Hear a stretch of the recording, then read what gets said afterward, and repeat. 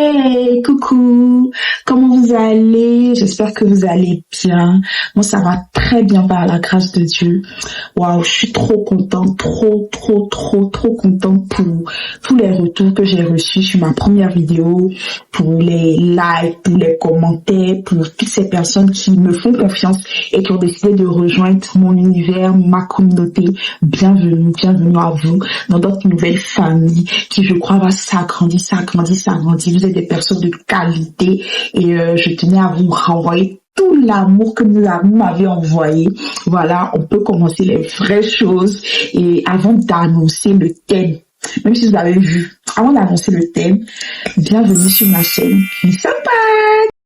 Dans cette vidéo, on va aborder des clés, des points qui te permettront de pouvoir réussir ton année. Donc, j'ai pris le soin de noter toutes ces clés qui, je pense, vont te permettre de réussir ton année, d'avoir une année incroyable, d'avoir une année différente. Donc, reste jusqu'à la fin de la vidéo si ça t'intéresse. Et je tiens déjà à m'excuser pour le bruit de fond que vous allez entendre. C'est le climatiseur. Donc, je suis déjà désolée. Mais restez jusqu'à la fin et voilà. Le premier point qui pour moi va t'aider à pouvoir réussir ton année, le premier point, il faut que je m'asseye. Ce point est très important. Il faut que je m'asseye. Ce point-là, je pense que c'est ce point. J'ai pas l'anglais. The point. Pour moi, c'est important en fait. Et pour moi, c'est Dieu. Tu ne peux pas réussir ton année sans Dieu. Tu ne peux pas même entamer une année sans laisser Dieu te devancer en fait. Vous savez, une année correspond à une saison de notre vie. Une année correspond à une saison où on a beaucoup de choses à vivre. Et pour moi, Dieu planifie les années. Dieu prévoit les années. Dieu prépare des choses pendant une année en fait. Et parce que c'est lui qui connaît notre année, c'est lui qui sait ce qui va se passer en avance parce qu'il est l'alpha et l'oméga. La Bible dit qu'il est l'alpha et l'oméga. Donc parce que c'est lui qui connaît les choses en avance. Moi franchement, je pense que si tu veux réussir ton année là, de façon stratégique, il faut que tu aies dans ton cœur celui-là même qui a créé les saisons. Sincèrement.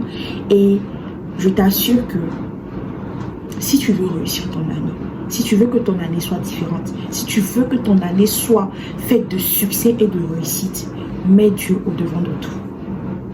Vous savez, cette année, j'ai préparé mon année 2025 de façon très spéciale. D'habitude, j'attends 2 semaines, 1 semaine avant de préparer mon année. J'ai essayé de faire bilan, tout ça. Mais cette année, j'ai mis de côté 1 mois, c'est-à-dire j'ai prévu de commencer depuis le mois de décembre et de commencer à chercher la volonté de Dieu pour mon année en fait. Peut-être que toi qui regardes ma vidéo, tu n'es pas forcément croyant, peut-être que tu n'es pas forcément chrétien. Moi là, je viens te présenter ce que j'ai. Je ne peux pas te présenter quelque chose qui n'a pas marché avec moi. Et moi, ce qui a marché avec moi jusqu'ici, c'est Dieu en fait, c'est ma relation avec Dieu. Et pour moi, si tu veux réussir ton année, si tu es découragé, si tu sais que tu en as marre des années que tu passes, tu as l'impression que c'est toujours le même chemin, mais il te faut Dieu en fait, il te faut l'esprit de Dieu avec toi. Je t'assure que avoir l'esprit de Dieu avec nous fait toute la différence. Tu ne peux pas vouloir réussir une année sans que tu n'aies pas celui-là même qui établit les choses dans ton cœur. Il te faut Dieu. Et tu sais, ce n'est pas trop tard. Tu peux commencer à chercher la volonté de Dieu. Écoute, c'est pas une question. Souvent, on a l'impression que quand on parle de prière, c'est genre un truc, on vient, on est obligé. Non, c'est un truc simple. Parler à Dieu, c'est un truc que tout le monde peut faire en fait. Parce que Dieu est prêt à nous répondre. Et puis, ça va vite. Surtout quand tu n'as pas l'habitude, la même va vite et toi en fait. Mais tu sais, Dieu, il est disponible pour toutes ces personnes qui ont besoin de lui en fait et qui l'évoquent sincèrement. Et je pense que faut essayer. Il te dit non, moi-même il me manque. Faut essayer. Je t'assure que si tu décides de mettre Dieu au devant de toutes choses, de lui demander de te dévancer durant cette année, de lui demander de commencer avec toi, ton année sera totalement différente. Et je ne parle pas seulement de prier une seule fois et de laisser, mais de d'entamer un processus durant toute cette année où pour tout ce que tu vas commencer, pour tout ce que tu vas entreprendre, que ce soit quelque chose, même peu importe que ça aille, que ça n'aille pas, si tu décides de toujours le consulter, si tu décides de chercher à connaître sa volonté, tu auras un coup d'avance en fait. Il te dit c'est le secret. Je ne sais pas, en fait, j'ai mis en premier parce que c'est le top des secrets. C'est la clé ultime pour réussir une année. Donc la première chose que je peux partager avec toi, c'est Dieu. Tout simplement. Mets Dieu au devant de toute chose. Tu sais, moi je ne cible pas forcément une communauté, non, je parle qu'aux chrétiens, je parle à tout le monde en fait. Moi je te présente ce que je sais, je te présente ce que j'ai reçu. Et pour moi, je me suis rendu compte que avoir Dieu à ses côtés, marcher aux côtés de Dieu, ça fait toute la différence en fait. Donc la première clé que je peux te donner, c'est aujourd'hui, cette année-là, d'essayer de réellement mettre Dieu devant de toute chose. Je t'assure qu'il te garantira le succès, peu importe ce qui va arriver. Clé, et je crois elle aussi importante que la première clé, c'est la vision que tu as de ton année. Je me suis rendu compte que certaines personnes entamaient une année en étant déjà découragées, en étant déjà défaitiste. Tu ne peux pas entamer une nouvelle saison en ayant la mentalité d'un défaitiste, d'une défaitiste. J'ai vu trop de choses en fait. Avant qu'on rentre en 2025, j'ai vu des personnes qui se disaient mais de toute façon il n'y a rien qui va changer, ce n'est que le chiffre qui change. Comment tu peux voir comme ça et t'attendre à avoir une année différente? C'est-à-dire tu commences avant de commencer un combat. Toi-même dans ta tête, tu as déjà perdu. Mais tu t'en es quoi? Peu importe ce que tu auras, tu vas échouer ton combat. La réussite de ton année dépend en second de la vision que tu as de cette année. Si tu commences à créer une vision d'une année réussie, si dans ta tête, tu commences à créer une vision, tu te dis que tu vas réussir une année, j'aurai une année réussie, je t'assure que tu vas réussir ton année. Mais si tu entames une année avec déjà le découragement dans le cœur, la peur, un esprit de toute façon rien ne va changer, ce sont les mêmes choses, mais les choses vont se répéter, tu seras dans un cycle où tout se répète. Moi je t'ai dit, voilà comment moi je vois les années. Moi je vais vous partager ma vision des années. Pour moi, chaque année est différente. C'est vrai qu'on peut avoir l'impression que les mêmes expériences se répètent. On peut avoir l'impression que les choses continuent, c'est comme une continuité. Oui, ça peut être une continuité, mais si c'était une continuité, en fait, il y aura 366 jours. Genre, on n'allait pas s'arrêter à 365 jours et refaire le décompte, en fait. Je ne sais pas si vous comprenez. Ça veut dire quoi? Je te fais comprendre que si c'était une continuité, mais peut-être on allait être au 10 millième jour de prix. Tu vois ce que je veux dire, en fait? Et si on reprend le décompte, ça veut dire que c'est un nouveau commencement. C'est une nouvelle ère, en fait. C'est une nouvelle saison pour notre vie et pour la vie de tout le monde. Et en fait, je me dis, normalement, tu dois sentir en toi-même que tu es en train d'entrer dans quelque chose de nouveau pour ta vie, en fait. Mais tout dépend de la vision que tu auras de ton année. De la vision que tu auras de ton année. Donc pour moi, la deuxième clé, c'est la vision que tu as de cette année. Moi, la vision que j'ai de mon année 2025, je me dis, c'est une année où j'élève le niveau par rapport à ma vie. C'est une année où j'expérimente de nouvelles choses qui vont me permettre de devenir la meilleure version de moi-même. C'est une année où, bien vrai que durant les 3 années en arrière, je répétais les mêmes choses, mais cette année, les choses se répétaient. Mais cette année, c'est une année différente pour moi. Tout dépend de la vision. Et je t'assure que la vision précède la force. Si ta vision est forte, si ta vision est grande, tu vas sentir en toi de la détermination, en fait. Donc pour moi, la deuxième clé, c'est la vision. Quelle est la vision que tu as de ton année? Quelle est ta vision de ton année? Est-ce que c'est une vision positive? Est-ce que c'est une vision négative? Excuse-moi de te dire, la vision de ton année va précéder tout ce que tu feras, en fait. Et la vision de ton année va t'épater toi-même. Si tu as une mauvaise vision, je t'assure que tu vas poser des actions qui ne seront pas toujours positives parce que tu te dis déjà que, mon cher, 2027 là, c'est comme les années qui sont passées. Mais si tu as une vision différente, si tu as une vision positive, si tu fais le choix d'avoir une vision positive, d'avoir une vision différente de ton année, tu auras de la force en fait. Donc, deuxième clé, la vision que tu as de ton année. Deuxième clé que je veux partager avec toi, c'est la disposition de ton cœur. Moi, je pense que la vision peut impacter ton cœur, mais ton cœur aussi peut donner de la force, comme un peu le carburant en fait.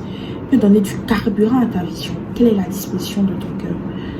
Généralement, je ne sais pas si ça vous arrive, mais moi, quand je suis à quelques jours d'une nouvelle année, je sens comme une détermination dans mon cœur. Je sens comme une force, comme quelque chose de spécial, comme de l'enthousiasme, voilà.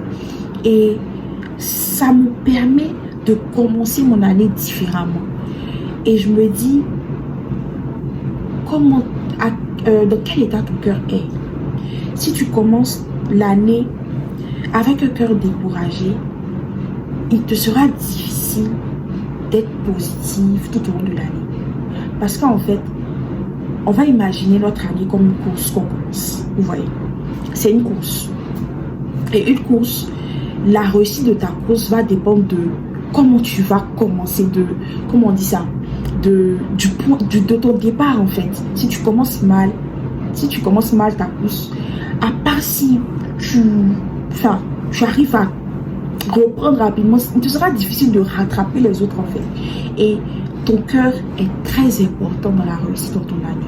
Ton cœur est très important dans la réussite de ton année. Tu sais, comme je l'ai dit, c'est une nouvelle saison. Généralement, les gens ont tendance à dire que ouais, mais de toute façon, on rentre. Moi, pour me motiver, je me dis, j'entre dans une nouvelle année.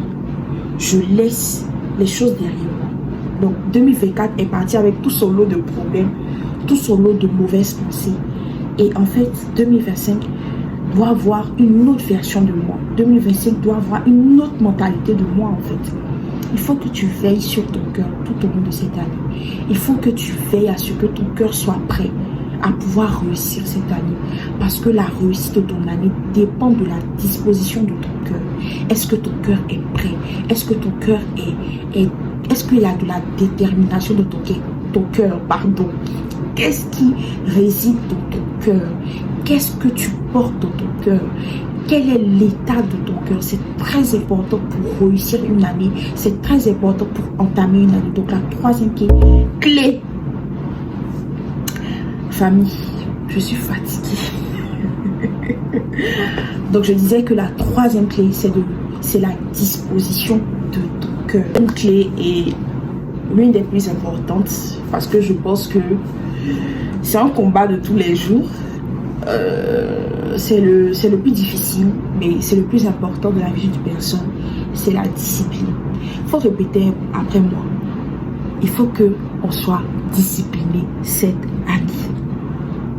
Moi-même, je vous assure, c'est mon combat. Je peux dire que j'ai assez de bonnes habitudes, mais la discipline me fait défaut. Or, la discipline précède la constance. Si tu veux être quelqu'un de constant dans tes résolutions, par exemple, si tu as décidé de faire du sport, il te faut de la discipline. Et je pense que c'est tellement une clé très importante. Il nous faut réellement être disciplinés cette année, en fait. J'ai envie de pleurer. Non, mais c'est trop important. Je me dis, cette année-là, il faut qu'on mise sur la discipline.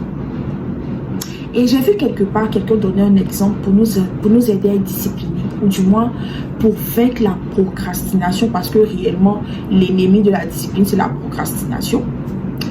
Elle a dit, on a 6 secondes pour agir. Je ne sais pas si je l'explique bien, mais ce que j'ai cru comprendre, c'est que les premières secondes qui suivent une décision sont importantes. Par exemple, tu te lèves le matin et tu décides peut-être tu as pris comme résolution de boire un verre d'eau chaque matin, citronné, voilà. Si tu attends trop, tu risques d'être découragé parce que ton cerveau va passer à autre chose en fait. Mais dès que tu penses à ça, il faut dans les secondes qui vont suivre que tu le fasses en fait. Mais il faut réellement la discipline parce que tu peux avoir tous les objectifs les plus géniaux, extraordinaires. qui puisse exister, si tu n'as pas la discipline, il sera difficile de pouvoir être constant et de pouvoir achieve.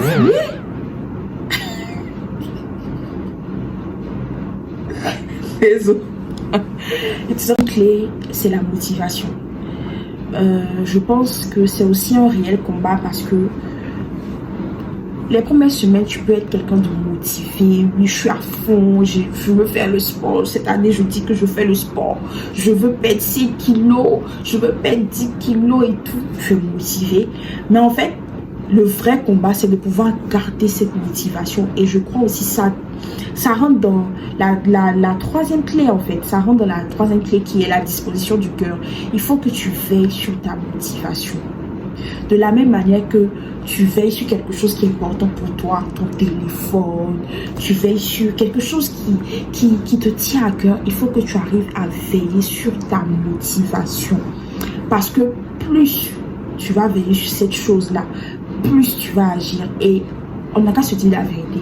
On ne peut pas être motivé 24 sur 24, 7 jours sur 7, 365 jours sur 365 jours. Ce n'est pas possible en fait. Mais je crois que on doit arriver à pouvoir se relever. On doit arriver à pouvoir nous-mêmes se motiver lorsqu'on passe un moment de blues, vous voyez. Et c'est très important que on puisse arriver à toujours se motiver. On puisse nous-mêmes arriver à toujours se motiver que d'attendre que les autres le fassent. Parce qu'au final, les autres aussi cherchent à être motivés en fait. Tu dois compter, tu dois arriver à compter sur toi-même pour te motiver. Il faut que tu puisses avoir une telle relation avec toi qui te permet de pouvoir avoir les mots justes pour pouvoir te parler toi-même en fait. C'est facile à dire, tu vas te me dire, ah, mais c'est facile, mais c'est très difficile parce que généralement, on n'a pas une bonne relation avec nous-mêmes. Au point où on n'arrive même pas à se calmer nous-mêmes. Il faut que cette année, tu puisses veiller sur ta motivation. Il faut aussi que tu sois capable de pouvoir avoir une relation tellement profonde avec toi-même qui va te permettre de pouvoir te motiver, peu importe toutes les épreuves que tu vas passer en fait. Donc, une clé très importante pour réussir son année, c'est la motivation. Une clé, et là on rentre dans le développement personnel, c'est ta capacité à croire en toi, ta capacité à créer, ta capacité à appeler à l'existence ce qui ne n'existe pas. Moi, je crois que, à part si le Tout-Puissant, Dieu, te permet de voir ton année, te permet de voir tous les détails de ton année, parce que c'est possible en fait. Mais à part ça, tu n'es pas capable, ça ne sera pas facile de savoir exactement ce qui va se passer tous les jours de ton année. Et en fait, souvent on a peur de l'inconnu. Souvent, on a des rêves, on a des objectifs qui nous dépassent même souvent. Mais ce qui donne de la force dans ces choses-là, c'est ta capacité, c'est ta foi en toi, c'est ta foi au fait que tu peux expérimenter des choses positives cette année en fait. Pourquoi pas pourquoi toujours les autres? Pourquoi pas toi? Pourquoi pas toi en train d'expérimenter quelque chose, une opportunité incroyable qui va changer ta vie? Pourquoi pas toi en train de vivre une année extraordinaire, en train de vivre ta best life en fait? Pourquoi pas? Mais en fait, il faut que tu crées. Il faut que ton esprit soit capable de créer les choses afin de les attirer à toi. Il faut que tu crois en toi. Il faut que tu crois au fait que tu vas vivre des choses incroyables cette année. Il faut que tu crois au fait que ton année sera réussie. Et j'ai envie de dire par là que ce n'est pas l'absence d'épreuves qui fait la réussite d'une année. Ça, c'est très important. Ce n'est pas l'absence d'épreuves qui fait la réussite d'une année. Ce n'est pas l'absence de moments de tristesse qui fait la réussite d'une année. Mais ce qui fait la réussite d'une année, c'est ta capacité à te relever malgré tout ce qui peut arriver durant cette année en fait. C'est ta capacité à garder les yeux fixés sur la vision. C'est ta capacité à croire en la vision. C'est ta capacité à créer des choses, à créer des opportunités dans ton esprit, même quand c'est bizarre, même quand tu vois que les épreuves, même quand tu as l'impression que tout sombre autour de toi. C'est pourquoi ta foi, la foi en Dieu, la foi en toi, la foi au fait que toi aussi tu mérites et tu vas attirer de bonnes choses est très importante pour réussir une année en fait. Et moi, je crois au fait que je vais attirer de bonnes personnes à moi. Je crois au fait en des connexions incroyables cette année. Je crois au fait que je vais changer, je vais upgrading, je vais grandir, je vais glow up en fait. Et toi, est-ce que tu crois en toi? Est-ce que ta foi est comme une folie? Bon, pour moi, la foi rime en la folie. Parce que le fait de créer des choses qui n'existent pas là, tu peux être simple d'esprit en fait. Tu peux pas être simple d'esprit. Et moi, je veux en fait que cette année, on croit plus fort que tout en Dieu et en nous. Je veux qu'on croit même, pas forcément nous, on croit en Dieu. Oui. Peut-être même au-delà de nous en fait. Mais il faut qu'on croit. Il faut qu'on attire. Il faut qu'on crée. Il faut que notre esprit soit en train de créer de bonnes choses pour les attirer en fait. Donc, pour moi, la clé pour réussir une année, c'est ta foi. C'est ta capacité à créer de bonnes choses. Et je suis sûre que cette année, on va tout déchirer en fait. Period. Je crois qu'on est au 7e point. Après, je n'énumère plus parce que je suis dans le truc. Mais on est au 7e point. Et le 7e point, c'est ta soif du changement. Je vous assure que j'ai une soif de me voir en train de changer, en train de upgrade, en train de glow, en train de se développer, en train de me développer, en train de grandir en fait. Quelle est ta soif du changement de ton changement? Quelle est ta soif du changement de ta vie, de ton année? Est-ce que ta soif est grande? Tu vois, quand tu vois, je suis un peu désaltérée. Je suis un peu... Parce que j'ai soif en fait. Mais plus ta soif est grande, plus le feu en toi est fort. Mais en fait, il faut que tu aies soif de te voir changer. C'est la meilleure manière de changer. Il faut que cette année, en fait, on se dise, waouh, cette année, il faut que je change. Il faut que je glow. Il faut que je upgrade. Il faut que je grandisse. Il faut que je sois la meilleure version de moi-même, en fait. Il faut que cette soif soit grande. Il faut que ma caméra s'était coupée, mais je crois que je parlais de grandir, du fait de grandir, de la soif du changement. Et lorsque je parle de soif, je parle de volonté de changer, je parle de vraiment le désir de devoir changer, le désir de devoir grandir. Parce qu'il ne s'agit pas seulement de prendre des objectifs, mais il s'agit que par ces objectifs, tu te vois en train de changer. Il faut que tu prennes des objectifs qui te permettent de vraiment devenir la meilleure version de toi-même en fait. Il faut que tu prennes des objectifs qui te permettent de sortir de ta zone de confort. Il faut que cette année, on puisse sortir de notre zone de confort. Non mais franchement, c'est important parce que je crois la meilleure façon de grandir, l'une des meilleures façons de grandir, pas la meilleure, mais l'une des meilleures façons de grandir, c'est de sortir de sa zone de confort, c'est d'essayer de nouvelles choses, c'est de dépasser ses limites en fait. Et cette année, je crois, c'est vraiment l'année où on doit dépasser nos limites, l'année où on doit vaincre notre peur, notre timidité, toutes ces choses qui nous empêchent de prier, toutes ces choses qui nous empêchent de vraiment nous mettre en avant, de pouvoir vraiment prier. Et vraiment, c'est ça la volonté, le désir de pouvoir changer. 10e point, c'est, j'ai noté se challenger. Il faut pouvoir prendre des objectifs qui vont te permettre de te challenger, qui vont te permettre de pouvoir réaliser aussi tes rêves. Moi, je crois que 2025, c'est une vision. 2025, c'est une vision. 2025, c'est d'abord une grande vision.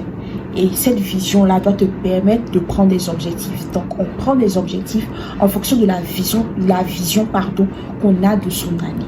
Donc, en 2025, par exemple, je décide d'élever le niveau de ma vie. Donc, si j'ai cette vision de 2025, il faut que tous mes objectifs, toutes les résolutions que je vais prendre puissent me permettre de pouvoir réaliser cette vision. La vision, c'est un peu comme le rêve. Mais je crois que le rêve, c'est ton imagination qui le crée, mais il peut rester un rêve. Or, la vision, elle est réalisable. Je ne dis pas que le rêve n'est pas réalisable, mais la vision, en fait, elle est palpable. Vous voyez? Et le rêve, enfin, tu peux le perdre, voilà. Mais la vision, elle est palpable, en fait. Et donc, il faut que tu prennes des objectifs cette année qui vont te permettre de te challenger, qui vont te permettre de dépasser tes limites. Parce qu'on dit, un rêve n'est pas un rêve s'il n'est pas trop grand. C'est un peu comme les objectifs, en fait. Je ne dis pas de prendre des objectifs irréalisables. Non, je préfère être claire avec toi. Il faut que tu prennes des objectifs qui sont réalisables, mais il faut que tu prennes des objectifs qui te challenge. Il faut que tu prennes des objectifs qui te permettent de dépasser tes limites. Et moi, je me suis rendu compte que, je ne sais pas pour vous, mais je me suis rendu compte que prendre trop d'objectifs ne me permettait pas d'être précise et concise.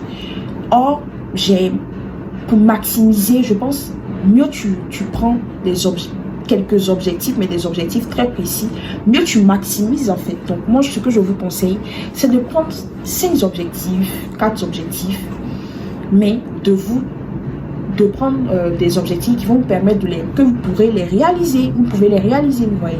Donc c'est ça, donc se challenger, prendre des objectifs qui nous permettent de dépasser nos limites. Le 9e point, j'ai parlé de la volonté, du désir, mais je pense que la volonté, le désir rejoint tous les points que j'ai abordés.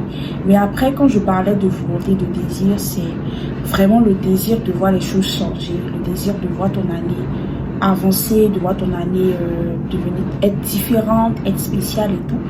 Et donc, j'ai déjà parlé de ça. Le 10e point, c'est la patience. Je pense qu'on manque sérieusement de patience en nous. On manque sérieusement de patience au processus. Or, je ne peux pas vous garantir que tous vos objectifs seront réalisés, mais je crois déjà c'est déjà très intéressant de s'asseoir et de croire que on peut réaliser des choses en fait. C'est déjà très intéressant de noter, de prendre des résolutions en nous-mêmes, vous voyez, d'être résolu en nous-mêmes. Mais dans le processus, il y aura des moments où le corps ne va pas coopérer. Il y aura des moments où même votre cerveau ne va pas coopérer. Il y aura des moments où vos émotions seront tiraillées. Vous avez besoin de patience. C'est très important d'être patient envers nous-mêmes. On a tendance à être plus patient envers les autres que nous-mêmes. Or, on a plus besoin de ça en fait. Il faut que tu sois patient envers toi-même cette année. Il faut que tu comprennes que c'est un processus et que ton corps va essayer de s'adapter aux nouvelles habitudes que tu vas lui imposer, au nouveau style de vie que tu vas adopter, au nouveau rythme de vie que tu auras. Donc, il faut que tu sois patiente envers toi-même. Il faut que tu comprennes qu'il y aura des jours avec, il y aura des jours sans. Il y aura des jours où tu seras motivé, il y aura des jours où ça ne va pas aller. Il y aura des jours où tu vas te sentir fatigué. Il y aura des jours où tu n'auras pas forcément envie de te lever pour faire du sport. Tu n'auras pas forcément envie de prier. Tu n'auras pas forcément envie. Je veux dire, il te faut, à côté de la discipline, d'être patient. Il te faut prendre conscience de ta réalité. Il te faut être douce envers toi-même. Et je crois que comme de cette manière-là, tu pourras être plus productif en fait. Donc la patience, la patience, la patience, la patience. Répète après moi, je manifeste la patience envers moi-même cette année. Je suis douce envers moi-même parce que je comprends que c'est un processus. L'avant-dernier point, le 11e point, c'est la résilience, la force de se relever. Je crois qu'il y aura vraiment, je ne prévois pas les épreuves, je ne sais pas quelles sont les épreuves qui seront devant nous, je ne sais pas sur à quoi on va faire face, mais je crois que peu importe les obstacles, il faut qu'on ait un esprit très résilient, un esprit qui arrive à être fort malgré tout ce qui sera devant vous. Après, je peux comprendre qu'il y a des épreuves qui cassent, il y a des épreuves qui viennent nous fragiliser notre motivation, fragiliser notre abnégation et tout. Mais il faut qu'on puisse être des personnes très résilientes. Cette année, il faut que tu sois résilient. Cette année, il faut que tu sois une personne résiliente. Cette année, il faut que tu décides d'être résilient. Donc, c'est la résilience, la force de se relever. Parce que, je vous assure, moi, c'était ça les années précédentes. Il y a des moments où je tombais, en fait, j'ai l'impression que je tombais, genre, c'était des successions d'échecs. Et si je n'étais pas résiliente, si je n'avais pas une mentalité de quelqu'un qui se relève, j'allais abandonner trop de choses. Et je crois qu'on a tous besoin d'un cœur très résilient, d'une mentalité résiliente, d'un esprit résilient et de pouvoir se relever, d'avoir la capacité de se relever en fait à chaque fois qu'on tombe. Premier point, j'ai noté, garder les yeux fixés sur tout ça. Il faut savoir, tu sais, moi je suis des personnes qui écrivent beaucoup. Tout ce qui me passe par la tête, je vais écrire et je vous conseille d'écrire tous vos objectifs, toutes vos résolutions. Mais tu peux écrire et puis garder ça au fond de ton placard. Ça arrive. On écrit, on garde ça au fond de son placard.